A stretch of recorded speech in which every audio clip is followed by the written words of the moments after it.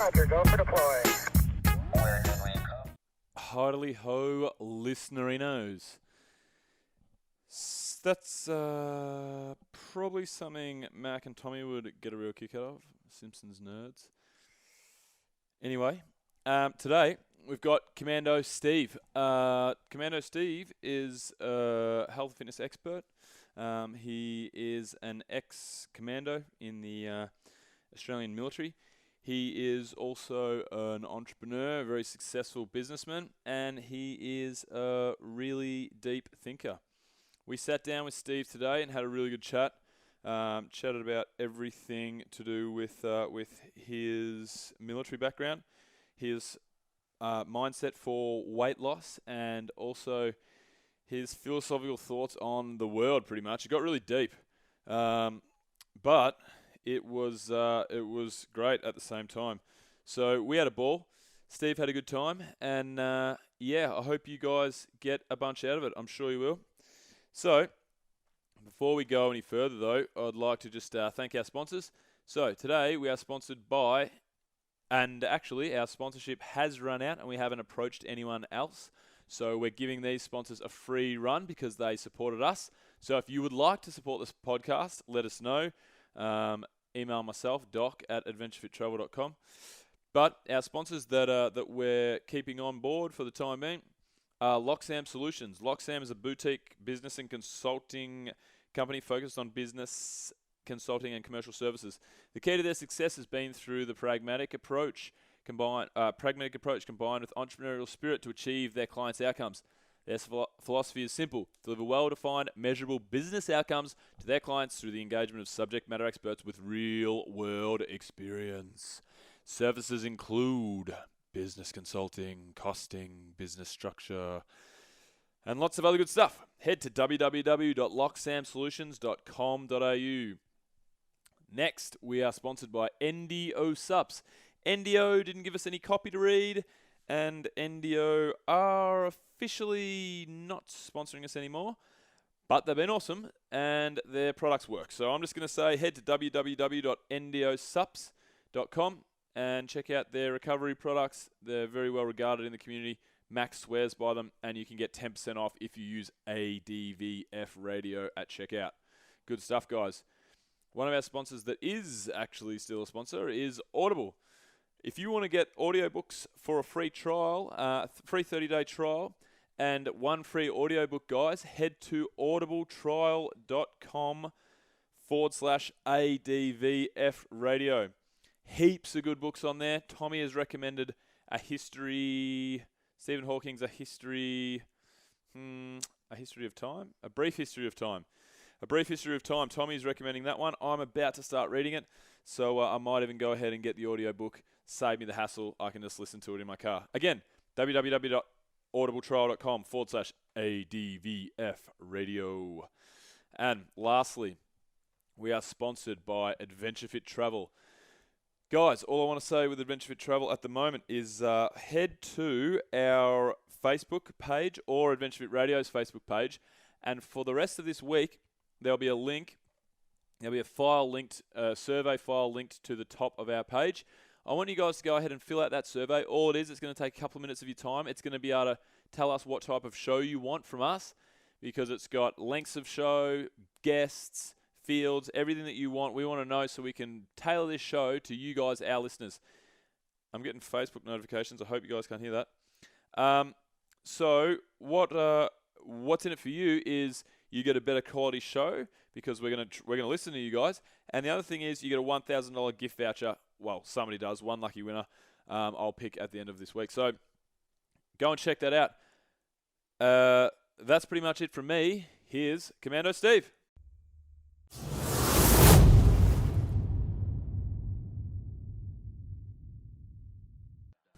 Okay, Steve, welcome to, that's how it's done, mate. That's how it's done. And action. And action. Welcome to Adventure Fit Radio. So, obviously, sitting here with Mac and Tommy on my right, we have Steve Willis, Commando Steve, also known as. And to start us off, as usual, Tommy's going to start us off with Tommy's tribute. Alrighty, here we go. So guys, I thought I'd do a cover of Tears in Heaven. It's called Tears in Tom, in brackets, I'll never have a rig as good as Steve's. And it goes a little something like this. I'm extremely nervous. Am I allowed to laugh? Yeah, of course. Dude, mate, it sucks. You're allowed to leave if you want. Yeah, that's right. I might start giggling. Would you know my name? If I managed to grow a six-pack, would it be the same? If I got a bunch of tattoos, I must be strong, and lay off the bombs, 'cause I know I don't belong in a room with Steve Rigg. Makes no sense. It's just like, he's making it up. Yeah. Sound like my 4-year-old. Yeah. Verse 2. Would you help me stand? If you saw me fail a squat, would you hold my hand? Just because it looks nice and tanned. I've definitely fucked the guitar. All right, here we go. I'll find my way and find a bay, even though I'll never have a rig like Steve's.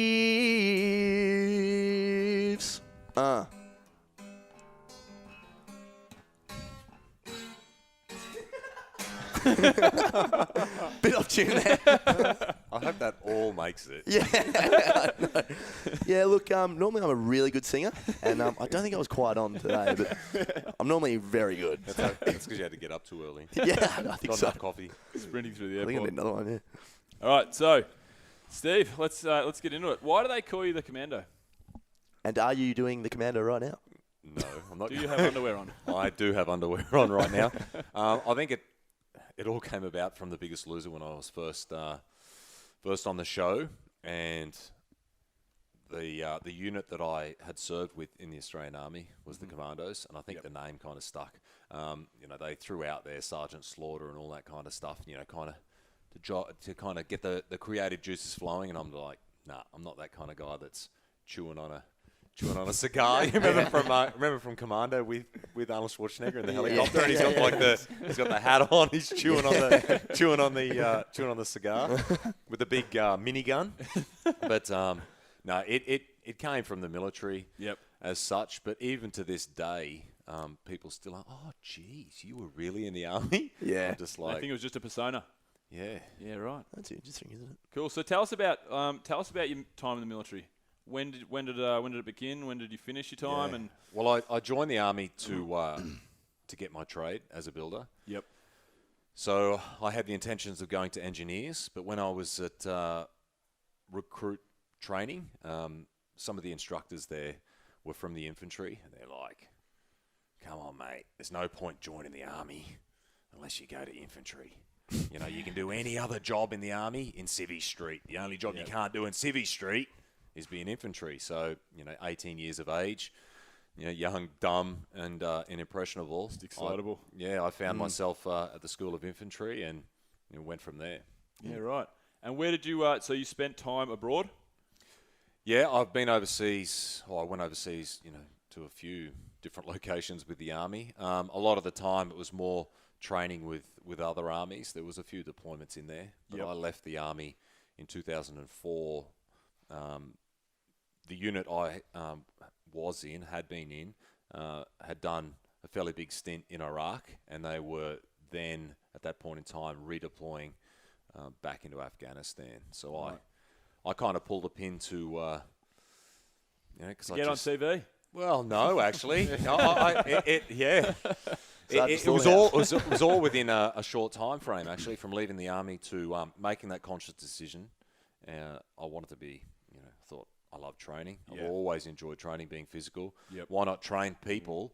I get to train myself. I thought being a It's a trainer great was a lot system. different than it actually is, Yeah. as anyone that is a trainer understands. You probably train less the more that you are training Yeah. other people. Well, that investment of energy and time Yeah. into clients, and anyone who does personal training, can vouch for that. That it's just it's tough. Can draining. be brutal for sure.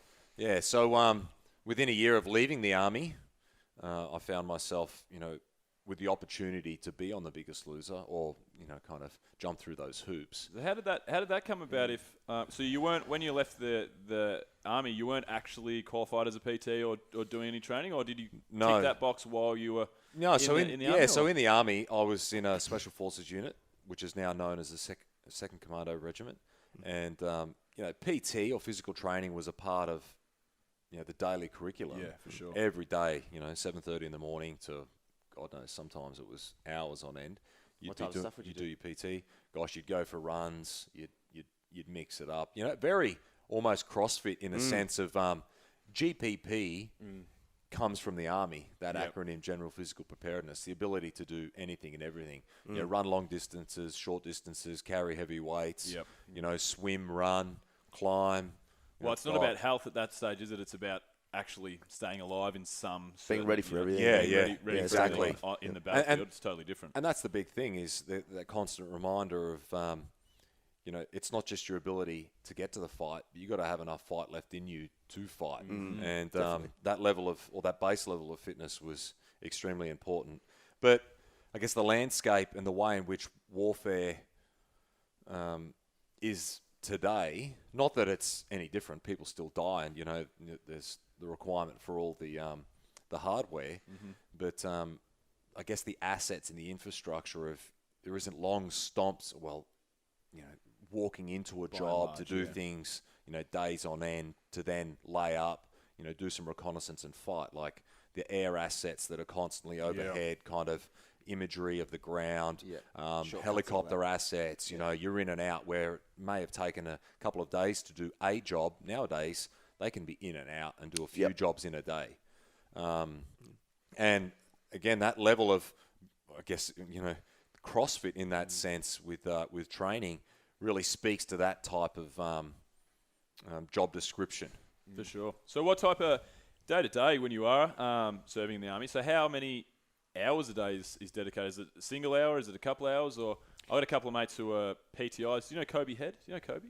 No, I don't think He's so. He's owned a couple of CrossFit gyms. Yeah. He's emceed some big events and stuff. Yeah. Anyway, he was a PTI in the Army, and he ran a pretty tight ship. But how many hours a day are we talking?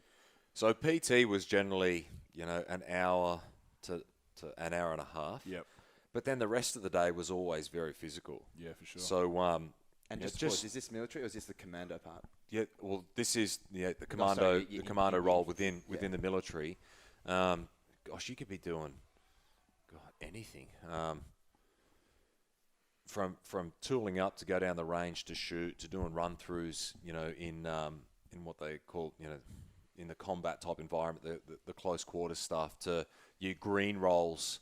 So you're out in the bush, practicing and just doing your SOP, standard operating procedures, and just honing those skills. Yeah. There's a lot of running around and Yeah, shooting. for sure, and I can imagine. unless you're like a sniper or something, where your task and your job description is very much being Sit methodical, low. Yeah.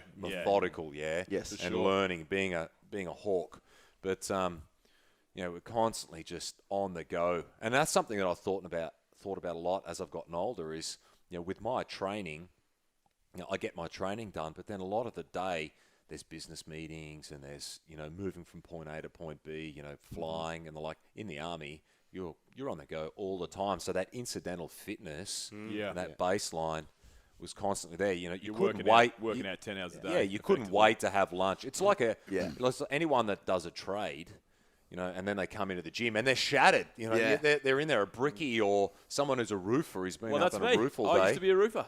And How shattered would you be? You know what? I would do 8 hours on the roof and then go in and train. And like you say, I would be absolutely spent. And then I moved into the fitness industry, and that was a really big change to me because I was inside all day. Yeah. That kind of freaked me out. Not out in the sun. I was like, this is really strange. And now with Adventure Fit, with my business, I sit at a desk and send emails all day. Everyone thinks I go on holiday. Yeah. I sit at a desk and send emails. So it's But you really enjoyed your smokers on the trade, didn't you? I had sex once during smoke, which was good. That was pretty enjoyable. I was bringing out cigarettes. Only the once. Yeah, with one of the brickies, it was a terrible session. But Good old, hey, Johnny, if you're listening, mate. Bill's still around and ready to mingle. But yeah, totally different. That's my life now is sitting at a desk, and it drives me nuts a little bit. I go and help my dad doing some tradie stuff from time to time, and it actually feels good to be out in the environment and doing that physical stuff for 8 hours a day. And that's something that I've been very conscious around lately, and it's great to just get outside, take your shoes off, and just connect with the earth, and even just a park where there might be a pull-up bar and stuff. Like even I know we're kind of in and out here, but going into a gym and even training every day, you can get a bit monotonous. Like getting outside and doing some different things and mixing up your skills, swimming. Even swimming in a pool is different to swimming in the ocean, and it's constantly just mixing up those environments. Yeah, it's definitely more human, I think, as well, just to get outside and, reconnect with nature. I mean, I still think we are very primitive animals. We're not really meant to be sitting down and being in a confined space the whole time. So it's getting out there definitely. You actually made me think of an occasion where on The Biggest Loser, I ended up with 2 contestants. It was almost like a kidnap scenario. Yep. I all the contestants were training one night, and I came in. It's all production. Is this in one of the first couple of series? Yeah. I trained them, and I remember this. I beasted them, and it was Sharif and this girl. I think it was Sharif? Mel. Yeah, I know that guy. Sharif from Queensland. I know that guy. Yeah, he does all the events now. Yeah. I kidnapped those 2 for a week. Anyway, we had a bit of time, so I took them for a walk one day. It was around Middlehead in Sydney, and there was some tracks through the bush. Yep. And just my whenever I get off the beaten, I'm on the beaten track as such, off the footpaths and the like, the military instinct just kicks in. Yeah. And I just start, my observation skills start to enhance. Probably just I'm used listening. To it, it just clicks in, eh? And we're walking along this path, and I could hear voices coming the other way. And I grabbed the 2 of them, and I'm like, in the bush. It's just that game like you play when you're a little kid to see if we can't be spotted. Yeah. And they're all having a laugh. Steve's having PTSD. That's right. It's just kicking back in. It's all funny. I've got my hands up. Like, why are your hands in that position? Steve, put the gun down. That's classic. I do remember that, actually. I remember because me and my brother, we used to watch The Biggest Loser religiously. Yeah, it used to be one of my favourite shows. Yeah, I don't watch it anymore, but we used to we'd get really excited because it was such an uplifting show. I don't really watch it anymore. I'm not sure You if it's got a still the same. lift. See, now my voice is a little bit better. Is that how it went? Still wasn't great. By Spud Knoll, wasn't it? Shannon Knoll. Really? Yeah, the opening, wasn't it Shannon Knoll? Shannon Knoll. He definitely had Yeah. a go with a few of the episodes of one of those songs. Yeah, I thought it was, yeah. Put him on the spot there. So when you're back in the army, so you're doing all these long, brutal days, day in, day out. You mentioned couldn't wait to eat. What type of nutrition do you get in the army? Is it what you need or? No. When you're on base and the training's kind of revolves around being on base, and you may go out and do some field craft, and then you'd come in and have lunch at the mess. Yep. It was okay. It definitely got better over the years. Yep. I'd say it's a lot better nowadays than it's ever been because people are just so much more mindful around their nutrition. 100%. So what were you having then? Oh gosh, they'd still have like the veggies and very much the processed carbohydrates. Would be in the Bain Maries. The lasagnas and the things that like they the could just old finish. club We had a Thursdays.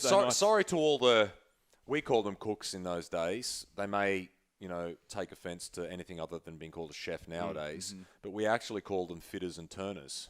Okay. Right. Because we hated it. Can I swear? Yeah. Oh yeah, we've already sworn at them. Yeah, They're fucking I said food. a fuck to do.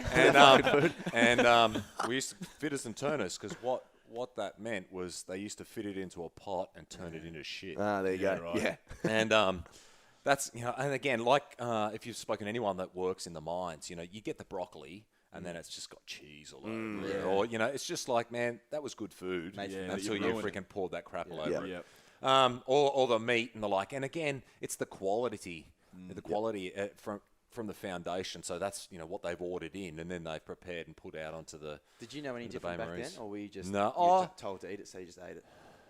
Well, it was really all that was there. And that consciousness, because I've always been since...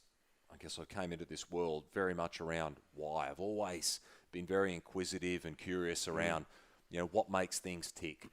If someone that's older than me has said, this needs to be done this way, well, in my mind, I've questioned it and I've thought, is there a better way? And I, used to butt heads with some of my superiors in the army just around that. And as you come in and you spend a number of years in the military, and then you take a role and you have guys underneath you, well, you don't want them just doing aimless, pointless shit. And especially if there's a better way of doing something, you're going to go to the sergeant or to the the officer that may be in charge of whatever might be happening and say, sir, what you said, I reckon we do this, this, and this. And then sometimes they just pull the pin on you and just say, shut the fuck up. You're doing it that way. That's right. And again, too, because there's dissemination of information, and you're only getting the information you need as that, I guess, cog in the wheel. Yeah. They've got a bit of an overview of the bigger picture, and then again, they've had information passed down to them. So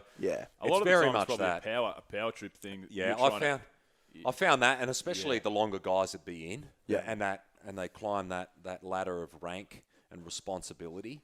They're very much that, as you said, that they would abuse the power to a degree. They don't like to hand over the reins or listen to someone. I mean, I got fired from a CrossFit gym once that I used to work at, and I 100% believe I was as popular of a coach as they had, and as good of a coach as they had, doing as good a job as anyone at the gym. But the members used to talk to me. I was a new guy. The members used to talk to me. We want to squat more. We want to do this. We want to do that. And I'd passed on to the guys I was working under, and the certain guys I was working under wouldn't have a bar of it. They just wouldn't hear it from me, a coach. It was their way or the highway, basically. Yep. And I got fired in the end for a chick moving a different gym that I moved to. I had nothing to do with it, but they used that as kind of the excuse or whatever. But it just was... Is that gym still running? Yeah, it was CrossFit 3000 in South Melbourne. Oh, come on, Bill. No, well, I mean, it's common. I didn't say that wasn't the precursor to say the name, but anyway. No, but I mean, I didn't say it was a bad got gym. the gun out and he's just shot. No, look, I didn't say... I was going to go there this weekend when I was down in Melbourne. Look, I never said it was a bad gym. That I got fired from there. I didn't see eye to eye with the guys at the top, and that's what I mean. Like, there's superior. Totally. A lot of the time, the idea just won't break through the walls. And that, especially on deployment, you get that, and a lot of that is just because of the pressure of the job, because you mentioned it before, it's life or death, and you do need that rank structure in the army. Yeah, though. you definitely need that rank structure coming up and exactly, or with innovative ideas. There is a set system. And you find even with officers who'd come through, and you'd have sergeants, that have been around forever. They're as old as the hills, and you'd get a new platoon commander, and he may be 21, 22, and you got a dude who's 35 or 40 that's a sergeant he knows the ropes, and this boss comes in like freaking Tigger, and everyone's just like, who the fuck is this? And he's got all these, it's almost like, let's go back to the start of the book and like, let's work through it, and it's like, boss, we've done all of that. We know how things work. Keep up with the program. Yep. And again, the group conscious and where guys would be so tight knit that if you couldn't penetrate that inner circle, you're an outcast. How many in your tough. platoon? Well, the platoons, you'd have 30 guys in a platoon, and then you break that down into like sections. So you'd have like 3 sections, or you'd even break that down further. But in the counter-terrorism role that I did, like in a platoon, we'd have 5-man teams. Right. So, again, your ability, especially in the Australian Army, to have an array of skills is extremely important, because we just don't have the numbers. You go to and train with the Americans, one guy, he's got one job, you know, and his I guess skill base and level and the ability to, if you went down, pick up and do your job as well is almost, null and void. And that's why the Aussies, the Kiwis, some of the smaller armies are so good at what they do, because you got to be able to use almost the adaptability, use every every weapon, your ability to have an insight into like what a sniper does, what a heavy weapons operator does. At a base level, you kind of train in all of those things. What was your favourite? Would you ever be a sniper, or would you have the patience for that? Definitely, but it's hard yakka. Yeah. Like I'm very much quite hyperactive. I like to be on the go. I definitely love the counter-terrorism stuff, the black roles. So, the close quarter, hostage terrorist type scenario. And that's what I did for the last 2 years before I left. So after 2001, September the 11th, and then post that, the Australian government decided to raise a second counter-terrorism capability on the east coast of Australia. So SAS in Perth, or WA, had a capability there, but their ability to deploy in a certain time frame was almost null and void if there was an incident on the east coast of Australia. Right. So, wow. Second Commando and SAS, they both have those roles and those capabilities. But then, obviously, I guess if you look at the circles and their job descriptions and how they overlap, then you've got to take into consideration, what they do overseas and our allies working with the Yanks and, gosh, they love the Aussies and just what we can do.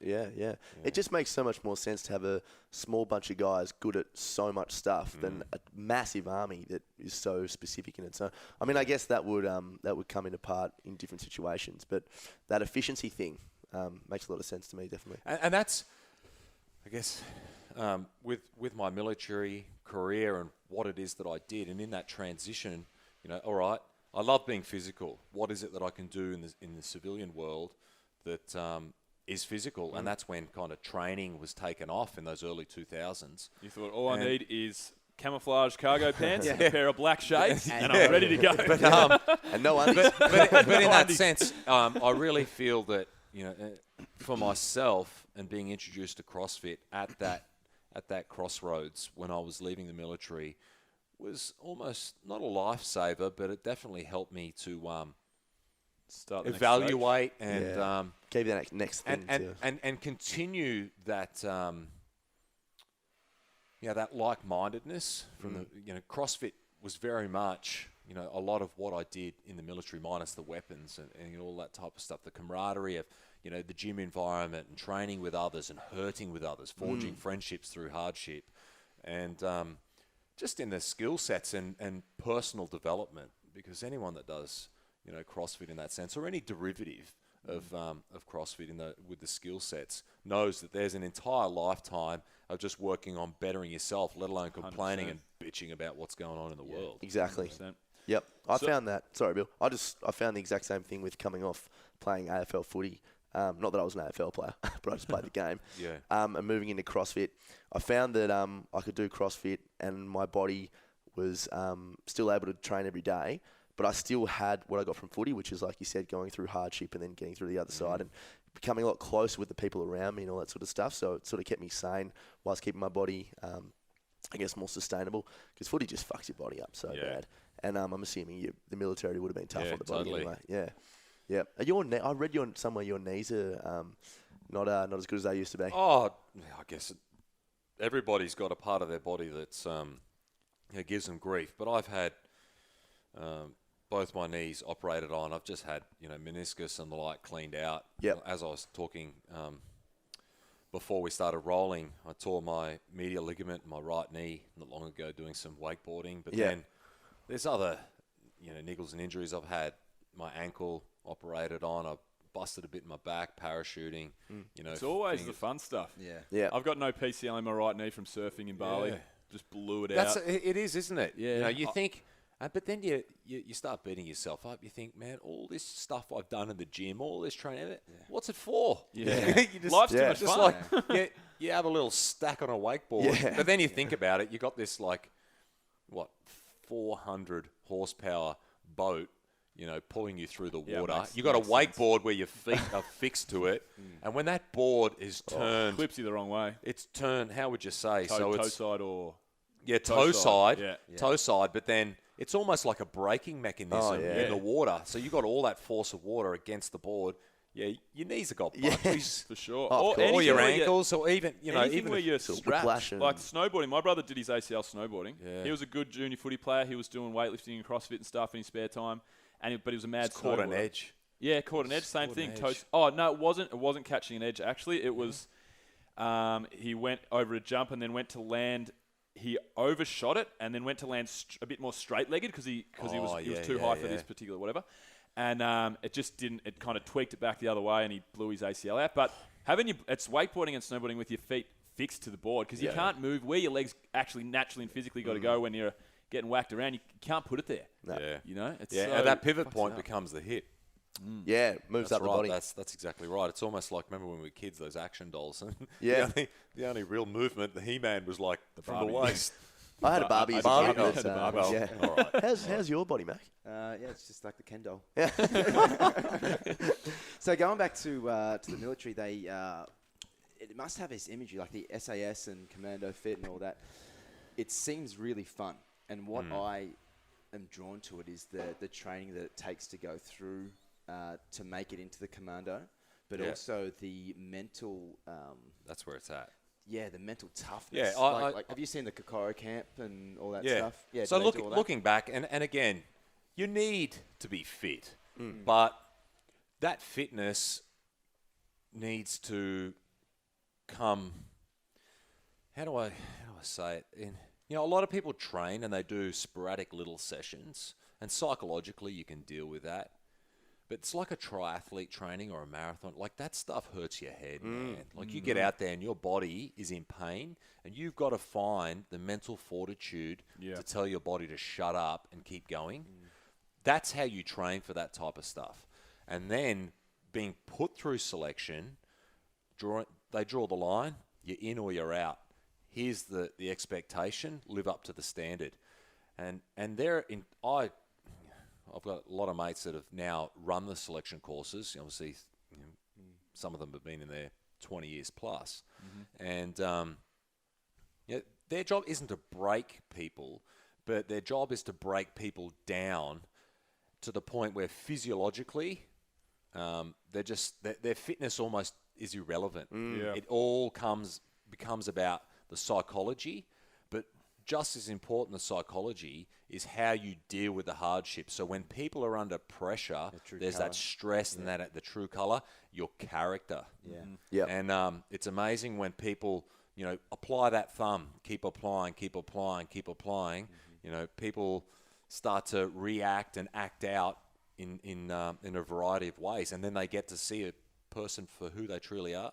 And they don't teach you that. It just sort of comes out who wants it the most, and then once you pass, then they sort of do other stuff. So when you're being broken as such, I think it comes naturally when there isn't too much thought about it when you're younger. It's only through life experience, but you're asking yourself why. Why am I enduring this? And you got those whys need to be answered almost in a positive frame of mind or feedback loop. Otherwise, once that negativity sets in, it undermines. And that why becomes bigger and bigger and bigger, and it just gets to the point where it's overwhelming, and we've all pulled it in. And we've all gone through certain stages and been presented with things in our life where if that why, that purpose isn't strong enough, we just give up. That's I guess my mission now. Fast forwarding in life is helping people, enriching people's lives, and very much where the media is. It's fitness. I don't even like using the word fitness anymore because fitness is a label that to me means a six pack, your boobs and your ass. Think of Instagram. It's Instagram is like, but all of that, for it. It's very superficial. Pretty people. That's right. So I'm very much about well-being, and this continuum of everything. We've spoken a bit about the nutritional side of thing. The training is important, but nutrition and training, they're only elements or factors of overall health. It's not, fitness isn't be all and end all. Like we just said, you can train in a gym and do all of these fang-dangle things and fancy things, and you go out and deal with some real life. And life gives you a big slap in the face and goes, here, bitch. You think you're good? Deal with this. And then it puts you on the back foot, and then it has you asking why. Why did I end up with this injury? What is it that has been thrown my way that I need to learn out of this to move forward? And that's selection. I think training, I was having a conversation about this with a friend of mine before, and I think training gives you a really good application for that because you can put yourself straight in the hurt and you can give yourself that why straight away so that when unexpectedly life throws that to you, it's just automatically Oh shit! So You know, what do I? Is that you? Why am I doing this? Yeah. That It one. makes sense, Not all yeah. of them. Yeah. I think this is probably a good point. I think we'll move on to some training stuff, some more training stuff now. But before we do, let's go to throw to the good, the bad, and the science. What do you got for us, Tommy? Cool. Alrighty. So the good, the bad science, Steve-O, or the GBS, is just to break up the pot a little bit. It's some sort of news articles that we like to bring up, and some of them are good, some of them are bad, and some of them are relatively sciencey. So the good is, and I think I sent some of these questions to you as well, mate. Here's one shell of a story. Jonathan the giant tortoise, reputed to be the oldest known living land animal on Earth at an estimated age of 184 years, has finally had a bath. The massive reptile is considered a national treasure on the tiny British island territory of St. Helena. He reportedly was a mere 50 years old when he was delivered as a gift in the late 1800s. Now, my question was... late 1800s. What did I just say there? Well, I'm in a ballpark Early, figure. late, so like the 1860s. Yeah. You know, the early part of the Ballpark late. figure, yeah. Really terrible way to explain it, but Early, late. We'll go with early, late. So my question is to you guys, for whatever reason, what's the longest time you've gone without a bath or a shower? Now, I'll put myself out there first. A couple of summers ago, my mate just got a pool, and I shared the fence with him. And I just thought it was a lot easier to jump in the pool every day than have a shower. So I legitimately went about 7 weeks. What? 7 weeks? Yeah. I Just jumped getting in in the the bring pool. some soap into the pool with you, mate? It was or- fine. Okay. I Is was, that a no? yeah, I didn't get many the chlorine- female contact at all there. The chlorine kills everything, doesn't it? Yeah, chlorine's great for the body, mate. Wow. Yeah, it wasn't great. I thought you were going to, as you said 7, I thought, days. Yeah, no, couple of weeks. That's pretty good. Yeah, but would you have gone some times in the army Yeah, without 2 weeks, I think, is the longest. 2 weeks? Yeah, Without, maybe the old baby wipes in the armpits and the groin area. But Macca loves those. We did the baby wipe shower a few times and Everest Base Camp. That's how me and Mac became good mates. In the was shower. our Everest Base Camp. using each other's baby wipes. He would wipe me. just Hey, stand Mac, there starfish. I can't get this part of my butt crack. One Let's down. get there before we make. Oh, this is bonding. Oh, jeez. Hurry up, it's gone. So much jizz. It was around 2 weeks, and that was purely we were on exercise. We were in the bush. We were dug in, so we had, I think it was an entire company. So around 90 guys, 100 guys dug in, and it takes weeks to dig 100 in. smelly blokes. That sucks. Oh, mate. Yeah. You wouldn't be smelly by the end. Like, you wouldn't be able to smell. Well, Nah. You'd be... the thing. Your nose gets used to it. No, that's Like when you're exactly sitting on the right. You toilet, become a your part of shit doesn't nature. stink after 2 minutes when you're But sitting on the toilet when you're on in your our in our pack, we always had to carry in like a garbage bag wrapped up in the bottom was a fresh set of cams, and a lot of that is just if you destroy them or the set of what? Sorry? camouflage. So Cams. you Gotcha. cams and you'd pull those out to get you've been out in the bush for a week, a couple of weeks. You'd pull those out and put them on to get in a bus to go home because they're not going to let you on a bus. Yeah, right. Smell like Stinking like a dead animal. Yeah. And but you'd open that bag after you've been out bush for a week, and the smelling of the washing the turd. It's just like, you almost feel clean just smelling that smell. Yeah. But it's you can understand how, I guess, adventurers and pioneers of yesteryear just ended up with, they'd be disease-ridden and just sick and unhealthy because, you start to get like trench foot and things like that. And if you're not careful around, taking your shoes off at certain times, and in the military, a lot of the time you can't take your boots off if you're out on deployment. So you get wet socks. And you'd take one shoe off at a time, air that one out, put that back on. So it was tedious and meticulous and just a procedure. And you'd rotate it and guys it, because you just didn't want to leave yourself open and vulnerable. And I had a mate when he did selection for SAS, goes for 3 weeks. His feet, the soles of his feet pretty much peeled off. For a month afterwards, Wow. he had to wear thongs to allow it to heal and have that contact with the air. And, it's like when we train, you put your hands in water for a period of time, you get like those old people's hands, I they get call surfing. it. I peel my And then your calves off skin surfing. you could almost start to wipe Yeah. your hands. you can, Imagine that on the soles of your feet, and it becomes painful. So I actually read that happens as a primitive response to a survival adaptation when we used to be in the water. I don't know if this is true or not. I read it on was it Pornhub.com? Read it on. That's not in lubrication. Yeah. That's water. Oh, that's right. Yeah, that's right. Yeah, did we read the same article? No, I read it on.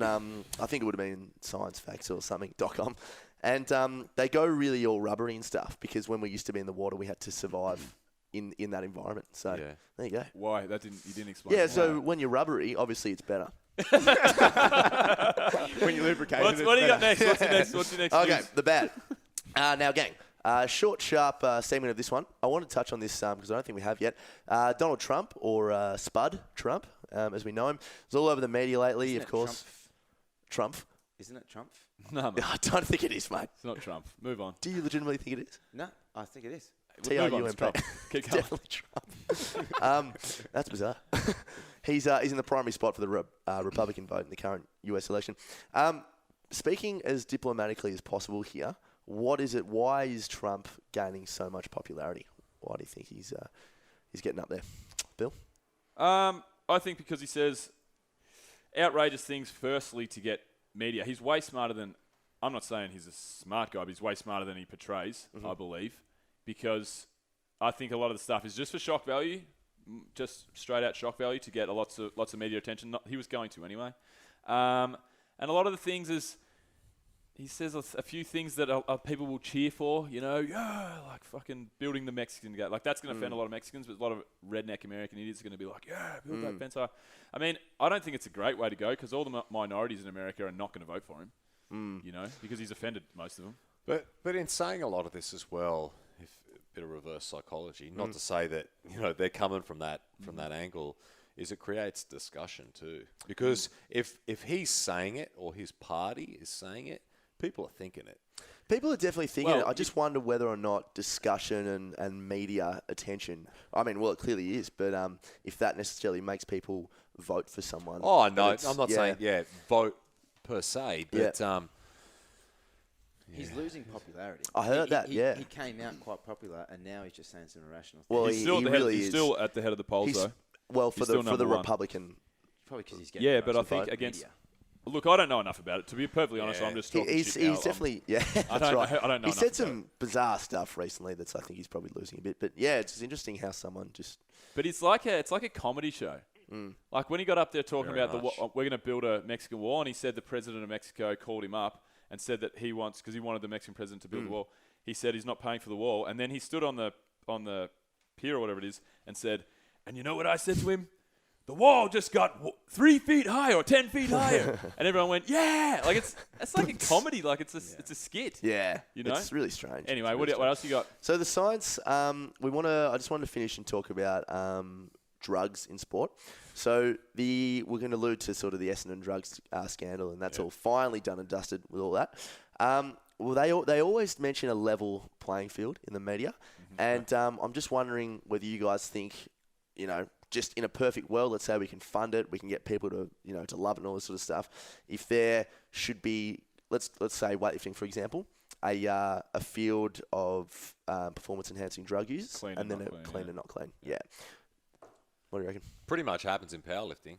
It Yeah, does, it does. doesn't There's it? Yeah. certain federations. Yeah. Ones, it's almost, they couldn't care less. It's just 100%. like, just lift as much as you can, and Yeah. whatever it is that you feel you need to Yeah. enhance yourself with to be that, to be that person, do it. And then you've got the other ones where they got those strict guidelines, and they're fixed to those where it's Weightlifting. I'm a weightlifter, so Yeah. weightlifting's a tricky one because in weightlifting, I'm not sure which year it was, but there's a whole bunch of world records that still stand from the 80 kilo category, the 110 kilo category. So they had different breakdowns of the weight categories, and the sport was so dirty that I think it was around the 1980s or maybe early 90s.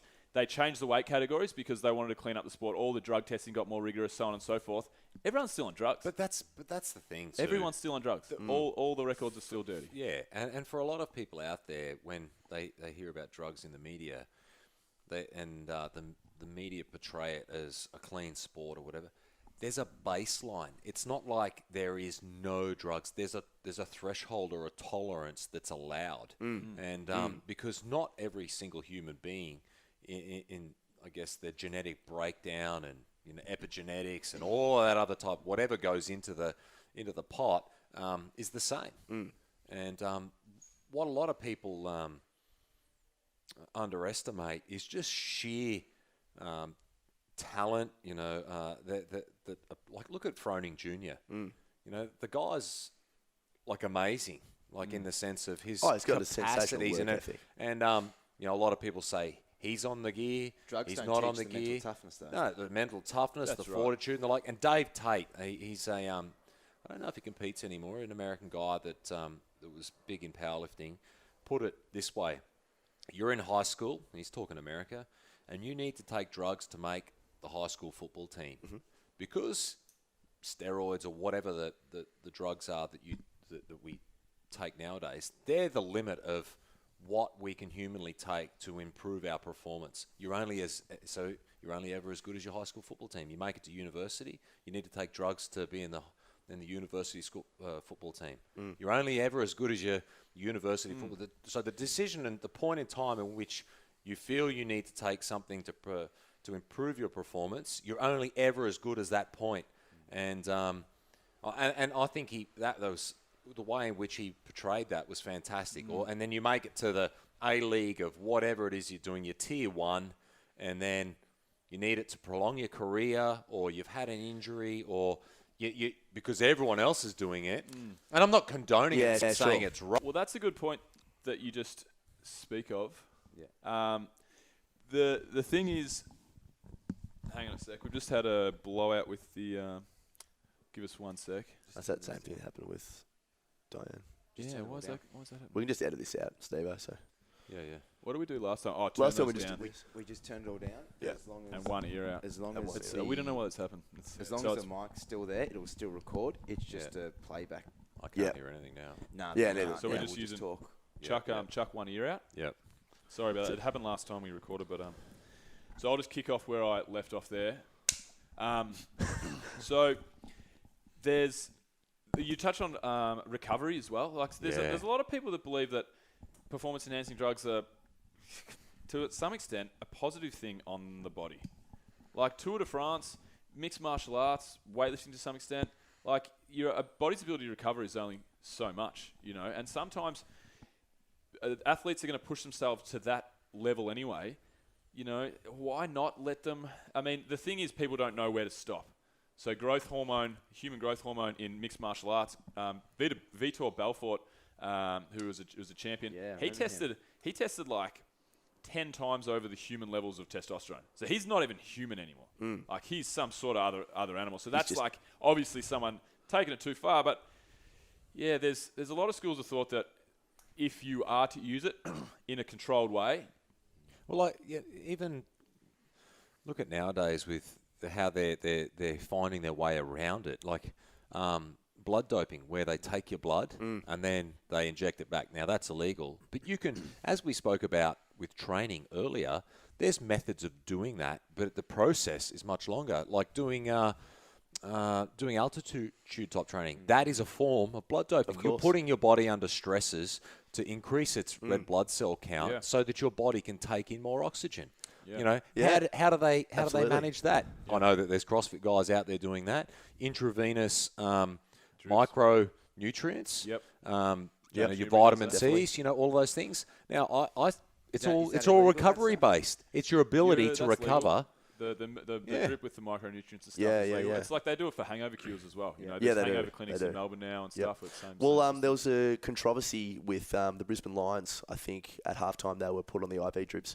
I mean, that's performance enhancing. Even something, it is, and all you're doing is putting fluid back in. Yeah, that's right. With some salts and things like that, and that's it's just weird. Like I think of it. I mean, I've been an asthmatic my whole life, so every morning I put a steroid into my body, and I, effectively expand my lungs and my ability to take in oxygen. I mean, that's performance enhancing.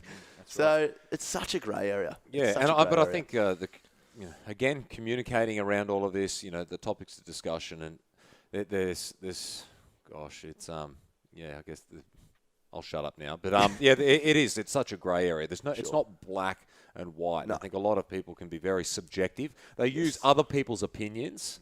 And I they agree. apply other people's opinions to whatever might be occurring. You know, a lot of times, definitely. just shut up, sit back, and observe. Yeah. Yeah.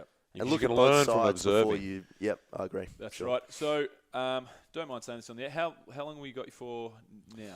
No, we can go for another 15 if you. Yeah, Beautiful. Cool. That's Yep. great. That's what Excellent. we're after. So let's move on to We've talked a little bit about. If we get some time, we'll talk more about your training. Let's talk about. You've obviously been involved in The Biggest Loser for many years now, and that's about losing weight loss. So let's talk about a little bit about that, because I think that's what our listeners would really get a kick out of. So what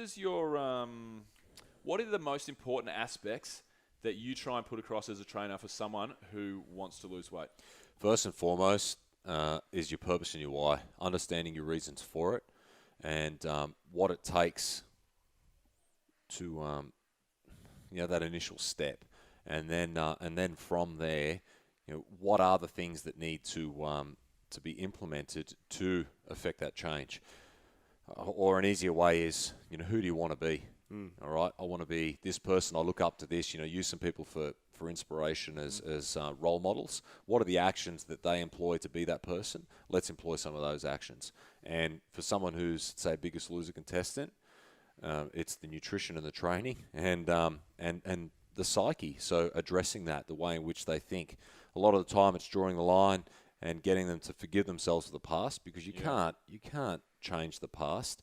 And a lot of them, they're just in such a headspace where they're constantly beating themselves up about the last meal that they ate or whatever. I shouldn't do this, but then they just can't help themselves. They can't deal with the actual issues at hand, and they use food, I guess, as a tool or as a mechanism to escape their reality. Yeah. And Almost a drug. that's where the mental addiction. The mental side's the biggest side. Yeah, obviously. the mental's definitely the biggest side. So overcoming that hurdle, and then just addressing the nutrition and the training, consistently, little bit by little bit, and you find it's not rocket science. And essentially, as trainers on The Biggest Loser, we're just that brick wall for them. It's like a child. Anyone that's got children, you're literally doing the thinking for your kid, and you're helping to shape and hone them as they grow up, and as they gain knowledge and understanding, and they recognise that they need to put certain things in action to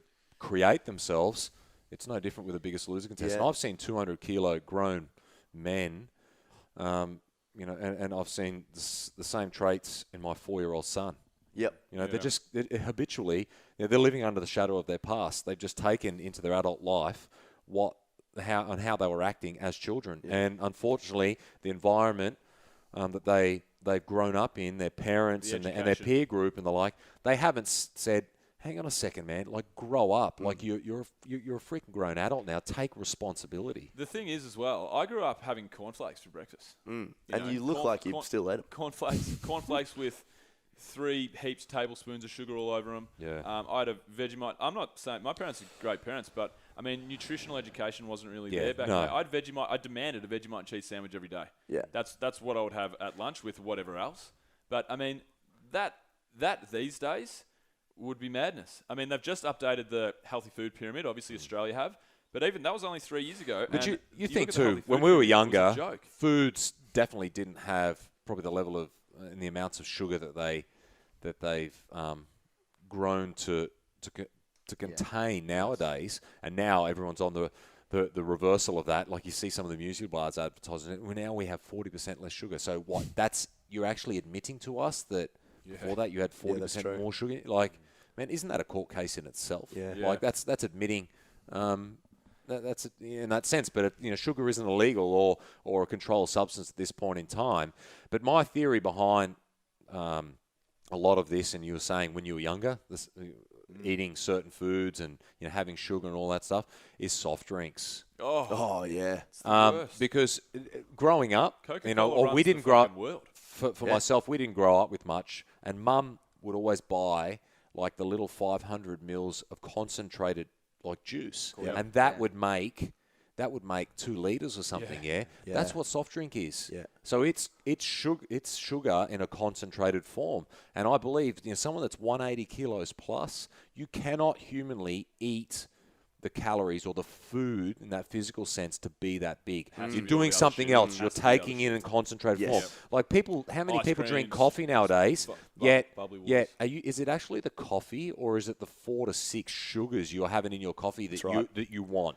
Yep. You know, you're kidding yourself. And it is addictive, like you say. It's an addiction. You're applying ignorance in the sense of, you know that it's, to a degree, it's the sugar that you're trying to get, and you're telling everybody else, "Oh, I love my coffee in the morning." Yeah. Right. It's funny. I just watched Super Size Me again, and they just reiterated the fact that the same receptors that go off in the brain when people are addicted to sugar are the same receptors that go off for heroin addicts and things. So it's much more of it really is a drug addiction as opposed to just the sugar itself. And those areas that, as you said, like with the addictions and how that I guess the addiction is formed and you reinforce those habits.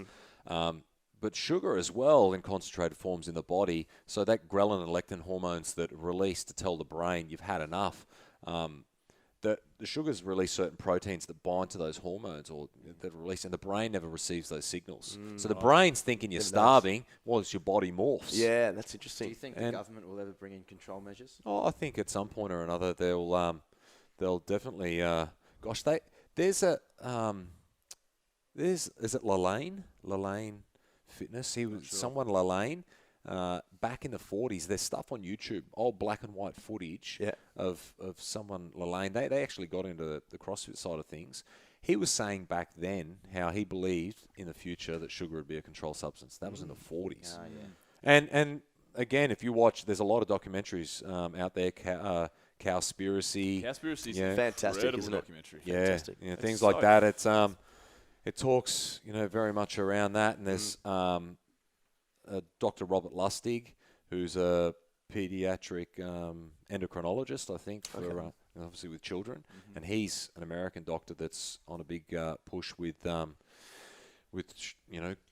having sugar as a controlled substance. And probably, I think in the future there would be warning labels, maybe like cigarettes. Very much like cigarettes and alcohol, and you probably still want free will to be able to have a can of Coke if you do, but you need education. Honestly, and you need all the rest of it. To us sitting in this room, if we were to just do what we did in our reality, is obesity or sugar anything an issue? No, like it actually does not exist in our reality. No, that's right. It does to other, and so this is for me. This is where some reading I've been doing. A lot of businesses and corporations where their bottom end is their dollar. Yeah, that's what they live and breathe by. They want us all believing that there's things that are more complex in what they really are.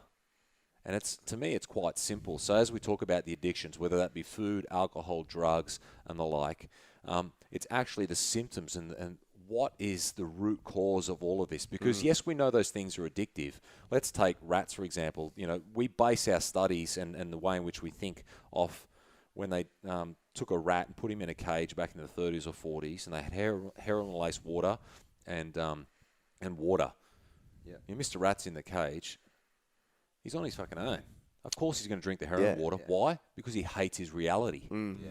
So he's going to drink that to try and escape his reality, as a lot of people are doing nowadays. Yeah. Why do they not like their reality, or can they not deal with their reality? Yep. And then they're using food, alcohol, drugs as a means to escape it. Unfortunately, the addiction kicks in, and you add another layer or level to a problem that already exists. And then another psychologist a few years later said that was stupid. He got a whole heap of rats, put him into a cage, had heroin-laced water, and they were all happy, and they could have sex, they could, have their mates and do all that. What do they drink? They drank water. Yeah. Chuck me in a room with all my mates, heroin and sex, and I'm having a fucking party. So you're going to have sex with all your mates. I'm having the best time of my life. You've already had sex with Jono on the smoke. Let's set it up next Friday, I reckon. Get the boys around. But it's such a true statement. Like, it's there are things out there that are so addictive, but the root cause of it is really a personal issue. And then you have all these things that are just so easily accessible. And it's like, it's that's just exactly two things right. that go And I believe in an environment that we've created, which is very much about I and the injection of I into any given environment or situation leaves us in quite a fragile emotional state of constantly thinking about our feelings. And when you're in those states, you then act out of your emotions or feelings. Absolutely. So what are the actions that you're reinforcing out of your emotions and feelings? And generally, it's a negative feedback loop, and then you create an identity. What we need to do is just invert that triangle and have identity at the top, your actions to be the person that you want to be, and then the right emotions and feelings come from it. Yeah. And your CrossFit, again, in that medium, does that in first and foremost the physical sense, but the camaraderie and the community, and it's a vortex. And the education is there slowly but surely. And the people come for the results. They ended up staying for the friends, and then they get the education along the way. But again, outside of CrossFit, a lot of the fitness industry and the like is F45 and all these different what they're using labels as a means to kind of engage people and get them in.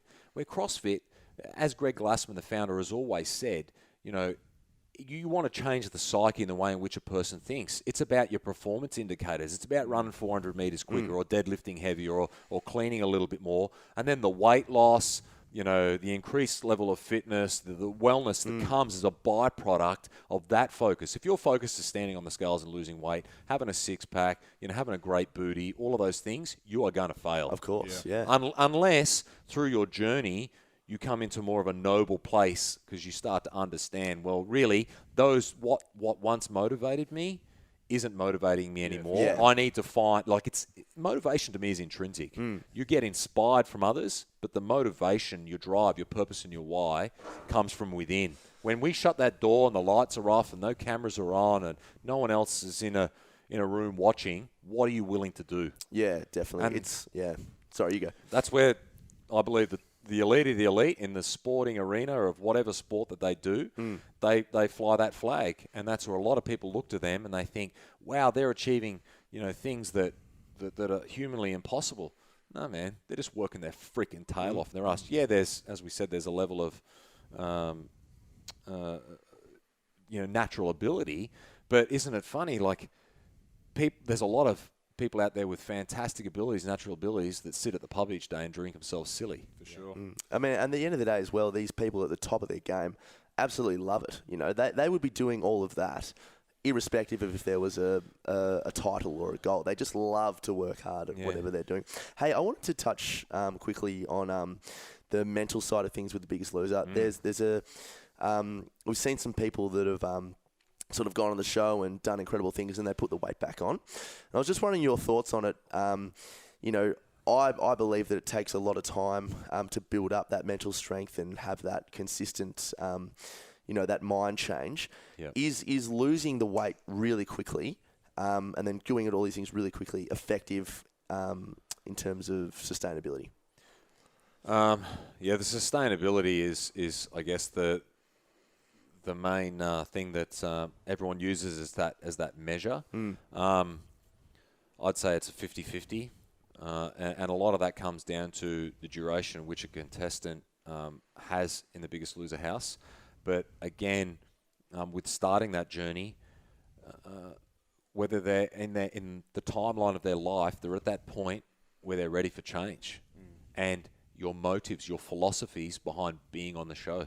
Some people, it may be because they just want to be on television. They may never say that, but when people, we're all defined by our actions. A lot of us talk crap, and over time, we spend enough time with any one person or a group of people, we get a pretty clear indication of where they're coming from, and that's because of their actions.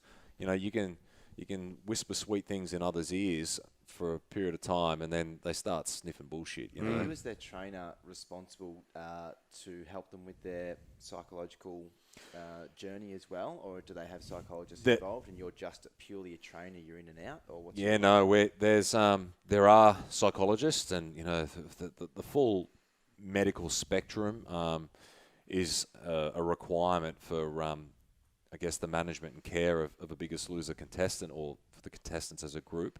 But as trainers, it's not like you sign on the dotted line and say you are responsible for the psychological aspects of a contestant, but you do it enough, and any trainer out there will again attest to just how important addressing the behaviour of a person and identifying certain issues and helping them to work through that, and for myself and what it is that I've learnt to this point in my life is you're either coming from two places. You're either coming from a place of love or you're coming from a place of fear. And if you're using fear as a means to engage and get someone to do something, failure is inevitable. Yep. You got to come from a place of love. What, again, for myself, what are my motives, my purpose and my intent? Is it all about me on the television screen and, me beasting a contestant and all that? No. Like, I generally am in it to help a person, to enrich their lives, to help them live a life, a better quality of life, not just during the show, but when the show is in the rear vision mirror and they're moving forward for the rest of their life. And if I keep that at the front of my mind, coming from a place of love, my ability to build rapport, create friendships and the like, helps me as much as it helps them to no end. And the intrinsic reward that I gain from that, but then the change that they go through, and then at the end of the show, a lot of the time, they're just so grateful and thankful. And we could never repay you. And I said, the only repayment that I need is to know that you're continuing this journey at home. Yeah, you've made a true difference. You pay it forward. That's exactly right. And a lot of people go, that intrinsic reward's very selfish, but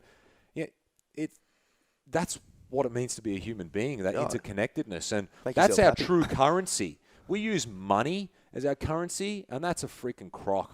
Yeah. You know what I mean? We could live lives and collaborate and live successful, happy lives without money. If we're in the bush, if a group of, or one of us is in the bush and we're lost and it's freezing freaking cold, you could have $1 trillion in your bank account, and it's in a bank account. That's right. You'll still freeze to death. But you're in that bush and you walk through the bush and you come upon a little cabin. You knock on the door and someone opens it, puts a blanket over your shoulders and says, "Here, sit by my fire." Perfect. Yeah. It's much all it takes to sustain some value life of something as opposed to. But unfortunately, and it's not. I'm not beating up capitalism or how money in a sense has helped to bring a lot of us up out of poverty and things like that. But we've just got to be mindful of how we're going about it, because money's also brought us down into a lot of poverty. It has. Like half the world you got to remember is also living under more than half the world's living I was just in India 2 weeks of ago, and amazing the contrast between just utter wealth and utter poverty. You know what? I said, Mac, you'll remember this. I was on the Everest Base Camp trek coming downhill with Mac, and we were walking along. I remember it very well.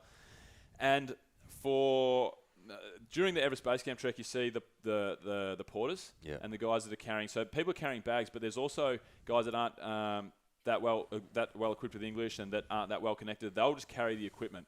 So you'll see from time to time a 70, 80-year-old guy, and he's got, because they get paid by the kilo, he's got 80 kilos on his back and stuff. But then you'll see 12, 14-year-old kids. And I remember walking past a bunch with Mac, and it had just been probably the 500th 14-year-old, 12-year-old kid that I'd seen carrying 80 kilos on his back, but it just clicked one of them. And we had a discussion that was, the problem with what's going on is there's nothing to say that kid is a lesser of a person than us. They're probably a much better person, give more to the world than tons of the people out there. But the problem is they were born in Nepal.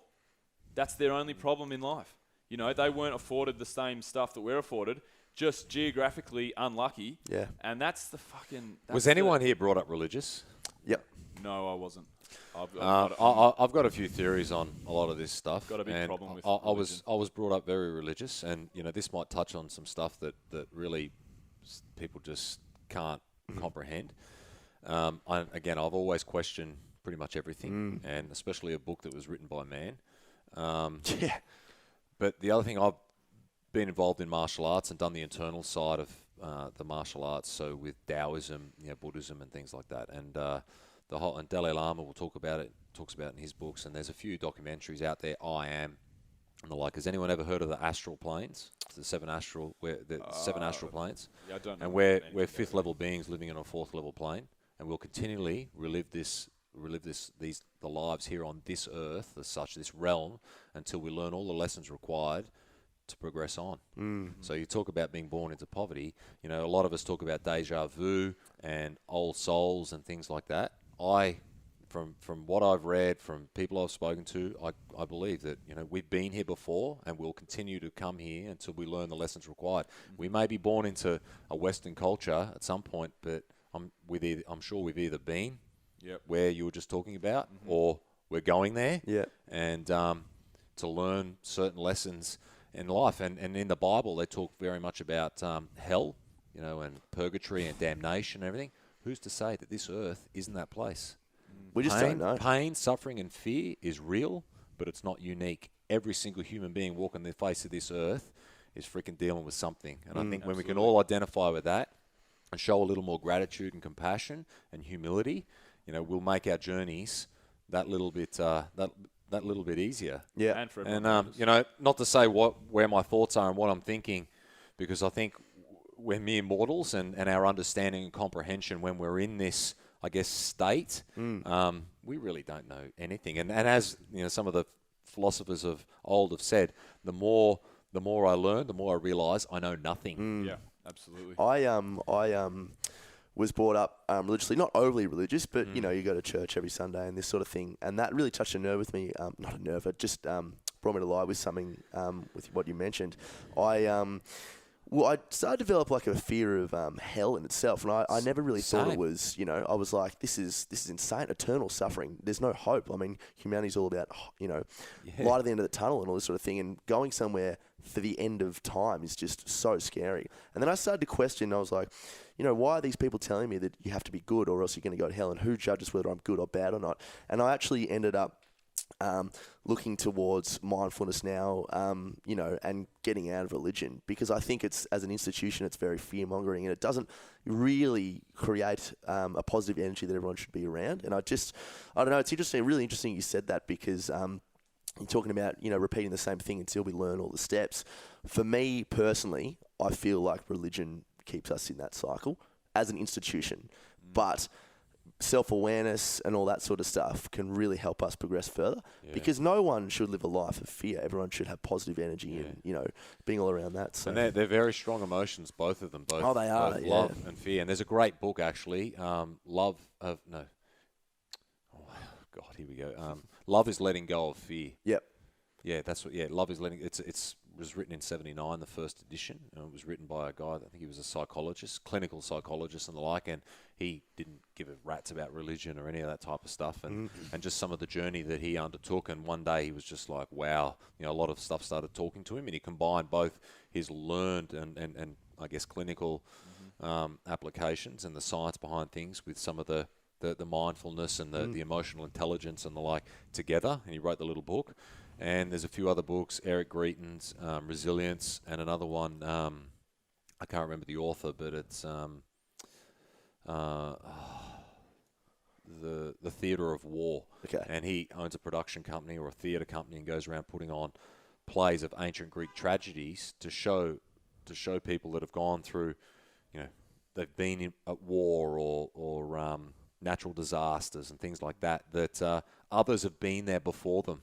Yep. And to help them weave their story in with those ancient Greek tragedies and ask questions. Don't just come at it from your fixed mindset and how you perceive your world and your reality, because everyone, it's like listening to a radio station, isn't it? Pardon? You know, it's like listening to a radio station. Then all of a sudden you actually one day go, oh, I'm going to change the dial or press the button, and then you find another one.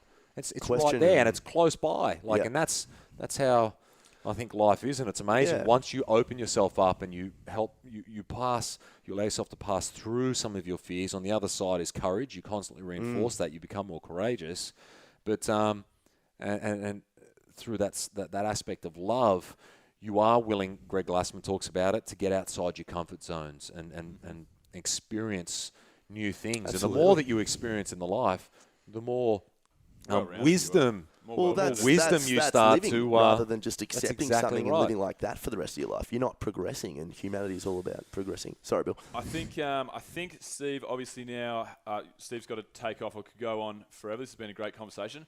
We want to hit you up quickly with 9. We'll make them fast because I know you've got to get out of here and got a meeting.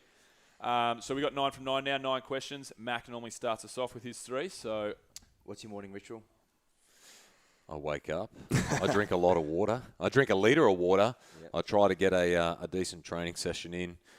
Then it's, kids as well, getting them ready, whether it's for school. At the moment, it's school holidays. And get into my day. What time do you wake up?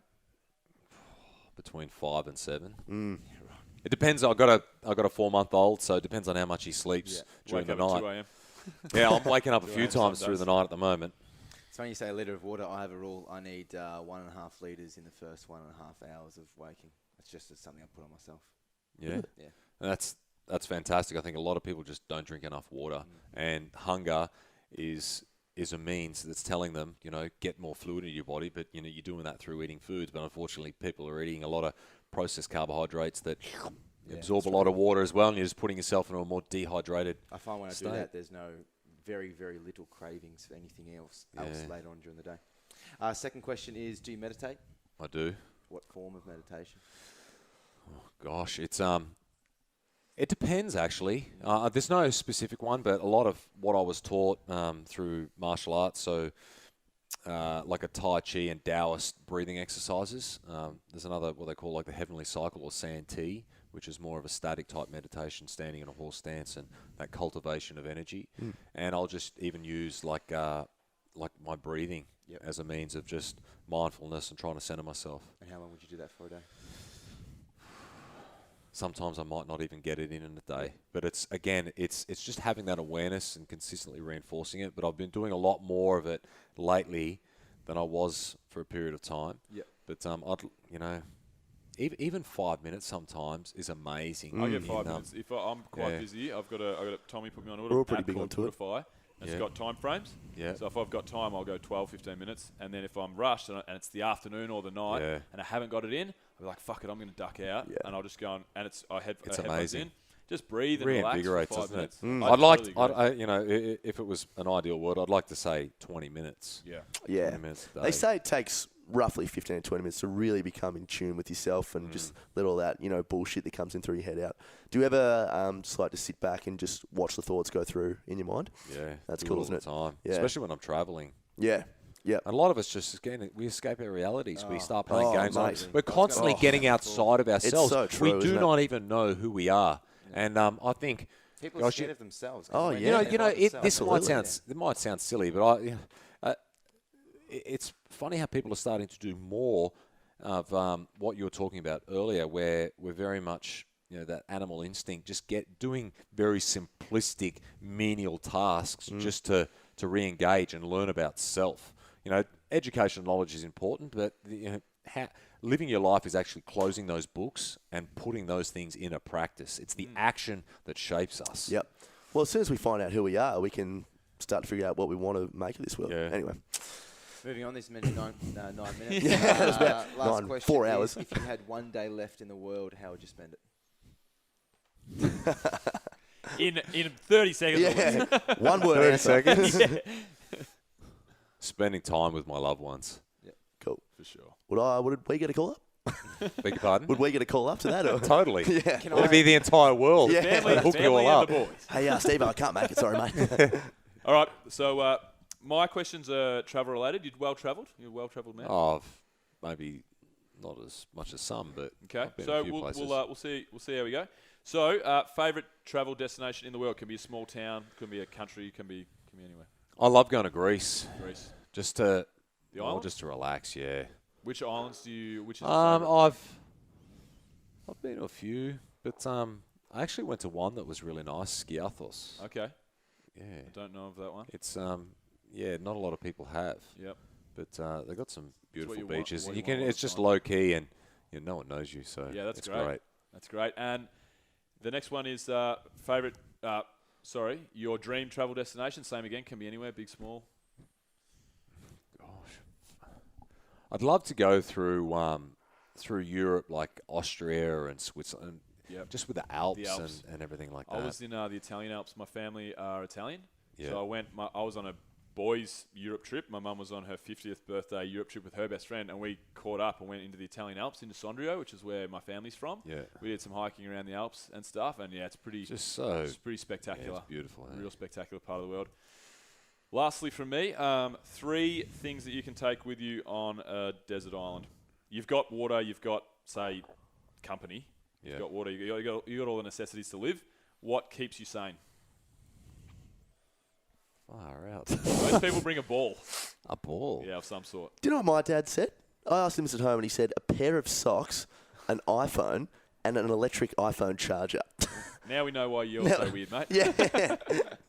I've got my pair of socks.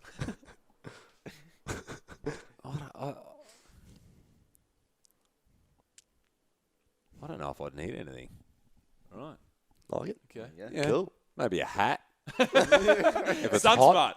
Yeah. Hat, sunscreen, You know, and a pair of shades. maybe a No hat. jocks. Yeah. Maybe a hat and some Pair of socks. and some dick stickers. Oh, yeah. You know what I mean? Just Some dick stickers. some Stickers of your Speedos. dick. Oh, okay. I've never heard them called dick stickers. No, you've never Oh, heard of tell me that. about these stickers that you. But yeah, I reckon that's if it's a beautiful environment and it's not going to get too hot or cold. Yeah, definitely. You know, a hat. So when you the sun, just rock around in those things all day, mate. You get a wicked tan. Yeah. You're saying there's other people around. You know, you got to cover up. If there was no one else around, I'd just go naked. Just put a leaf on there. But maybe I don't know if you wanted to train and do just some different stuff. Maybe a kettlebell. I Yeah. take a barbell. I'll take Barbell? a barbell as Barbell well. over there. I'll definitely take a barbell. I'll get a Yeah, barbell over there, and some like 400 kilos of plates because obviously I. All right, what do you got, Tommy? Alrighty. Biggest role model as a child. Arnold Schwarzenegger. Oh, good Ooh. one. Good one. Very good. Didn't All everyone right. love Arnie? No. What do you do in your downtime? Spend a lot of time with my kids. Yep. Yeah, so it's something that I've really